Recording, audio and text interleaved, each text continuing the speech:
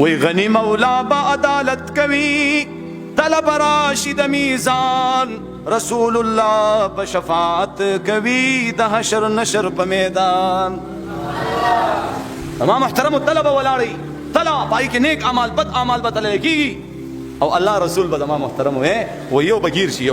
یو بگیر شي داغه نیکو اعمالو باندې د بدو اعمالو چابړې به یو غرضو کې وزندار به الله رسول براشي او یو پرچه مبارک به ور سره وي برو باسي او داغه د نیکو اعمالو په چابړې کې به داسې ورو ورسي وورا الله رسول تاسو سره څومره وفا کړی دا تبي وفای کې چې څنګه هغه پرچا زما محترم هغه چابړې ته ورولي وي د نیکو اعمالو هغه چابړې به درون شي بد اعمال هغه به کم شي او نیک اعمال او بس یاد شي د نیکو اعمالو چابړې به یو درزو کی.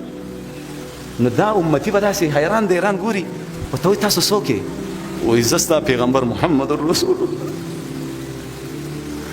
زه آخري نبی یم که نه محمد رسول الله ته زما امتي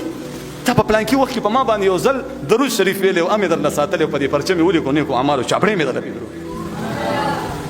تا ما باندې په پوره ژوند کې یو ځل درود شریف ویلی او ای امتي هغه درود شریف همدله ما ساتلی و نن مې ستا بیړه پې پار کړه ما محترم یو ځل صرف یو ځل. نو په دې پیغمبر باندې په کثرت سره درود شریف ویل پکار دي کنه ویل پکار دي کنه په ایمان وای دروغ به نه وایو اسی خپلو کې موږ چې کم دی زما محترمو بیانونه نه کوو موږ خپل هغه کمی کوتاهي او هغه غلطۍ نه ځان نه وباسو چې الله رسول وفادار دی که موږ وفا هغې وفا کړې ده که موږ وفا کوو. بېګا شپه د جمعې شپه تېره شوې چا درود شریف په کثرت سره ویلی جی ماشاءالله یو دوه درې څلور ماشاءالله وایي تاسې همتیان نه کمی من کې شته که نشته شته که نشته آینده انشاءالله وایو به کنه او نن هم جمعې مبارکه ورځ ده که نه ده نن به م وایو ورځ تېره نه ده که د دې دواړو سترګو په دې منځ کې یو فرشته ناست دی او د هغې ډیپټي دا ده چې څوک په محمد رسول الله درود شریف وایي هغه فرشته دغه درود شریف علي او ډایرکټ یوړي د الله رسول روضې ته پیش کوي یا رسول الله ستاسو والي صاحب څه نام جی د ظفرګل زوی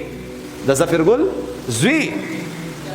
شاکر الله صاحب پتا سو باندې دومره زل درود شریف نو الله رسول به خوشحالي کنه به